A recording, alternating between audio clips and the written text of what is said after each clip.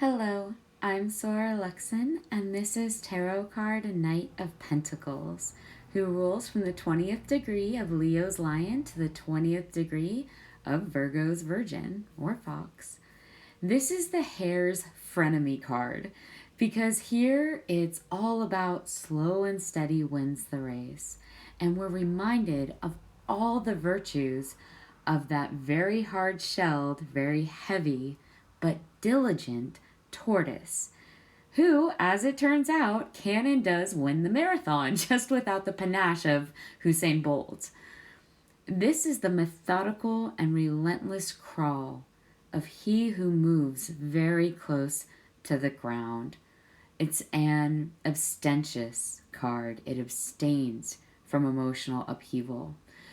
Recall that the knights are our princes in the sacred tarot, the vow forces, who are always seated in movement of some sort, and this, our Lord of Fertile Land, is seated in movement even though his horse isn't moving. Our ruler of spirits of the earth is the same. It's this night where we realize the effects of both the king's and the queen's impacts, those influences on the push and pull duality of powers. That's what the knights are. The knights are quick and steady, but not as rapid as the energies of a king or as enduring, long-fasted as a queen, because the knight's power is derived from those thrones. The power here which moves is given to this knight by the duality of the two greater controlling influences. So the knights wear armor, yes, but they do not hold a throne of their own, even though they are, kings of kings in their own right, emperors. Often we see in the Knight of Pentacles card an image of a bull or a winged bull's head, the dark browns and perhaps muted amber tones, golden tones of wheat, corn, of earth, of rich umbers. This prince is dark-haired, dark-eyed, and rarely appears without his sacred blooms, symbol of fecundity, again, much like corn or wheat chaff in the natural world. All that is wide and wild comes under the thrall of this rider. The holder of coin of the minor arcana is, after all, an emperor of the gnomes, and so very heavy, weighty, laborious, most usually mounted on a steed that's brown as the tilled soils and fields of Providence, or deep black as the night in a rocky chasm, rich, heavy black, as soft as rich, loamy soil. Fire of earth has reins of red crimson. The emotions of the steed entirely here being subjugated to the will of its rider. And so we have that accoutrement of loose reins.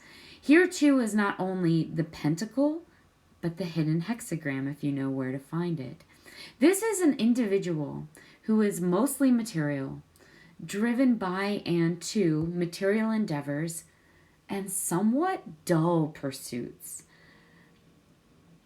Notice how the mount, the horse, it does not buck and charge as it does in other knightly cards. It does not even seem to paw the rich ground it's standing on. This is patience in timely matters. Clever, yes. There's cleverness here. Again, just as that bushy-tailed fox is clever in that sign of Virgo. But this is slow going. This is someone slow moving, yet persistent and very hardworking. Look to where the rider looks, right? Where his eyes rest. Right there on that coin. Worldly achievement is the predominant focus here, that material pentacle of earth. Very responsible, but has a tendency to take their time with things. Usually someone with a great reputation because they do get great results. Patterns of routine allow them to create great productivity here, but that can also be yawn worthy. It's conservatism allowing for stability and maturity, but at the pace of molasses. We'll see here too oak leaf florals. Sometimes the horse will be wearing mistletoe or oak. Horse and rider may be templed, adorned, have the accoutrement of stag or antelope crests or horns, all signs of leadership and of incredibly powerful masculine energies within the occult, as well as the earth's majesty and subtle powers to be understood by the wise. And this is a serious night, a night of the safe known path. He who travels with tremendous stamina and commitment, but moves at a very measured pace. So what to do?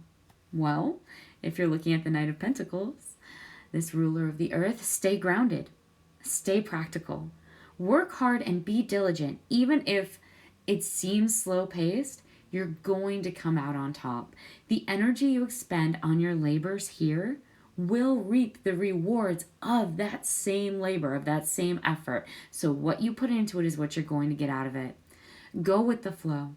Remain dedicated to your goal, whatever it may be, and you will achieve your aim with dedication. It may take time, it may take a bit, but success will come with due diligence. The Knight of Pentacles reversed.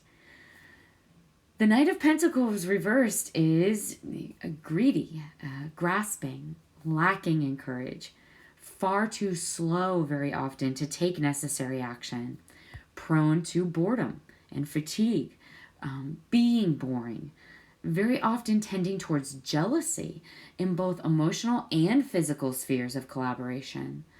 Sometimes in the reversal, this power minor speaks of an unhealthy perfectionism, a perfectionism born from habit that's now turned fixation or obsessive near fetish resolution for repetition and pattern functionalism, which isn't a good thing.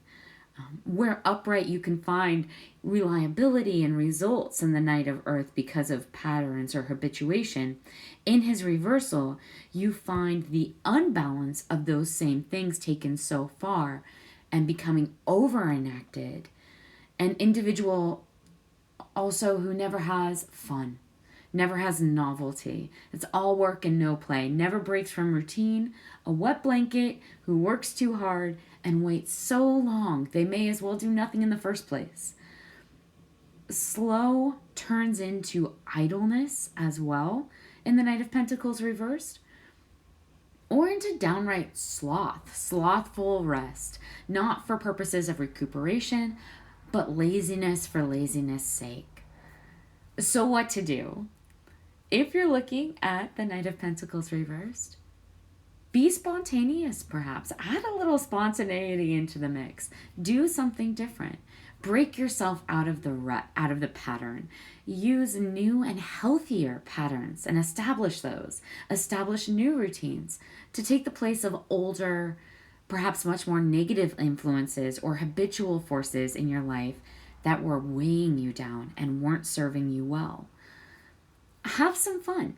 Take a risk. Don't be so resistant to change if you are. And while you're at it, try to be less critical of both yourself and others. Sometimes we can be very self-criticizing, and sometimes we play that out by speaking to others in that way. Things aren't always perfect, and not everything will always meet the Knight of Earth's very high standards. So rather than wasting energy lamenting on that or focusing on it, move on and move forward. That way you can continue to lead by example in a gentler way all those who wish they had standards as high as your own. Being super detail oriented and demanding isn't always the best way to actually get things done. Letting some stuff go, being less harsh, softer, and more accepting is a resource in and of itself that you can provide and apply in a very useful way if you have the courage to try to. Until next time.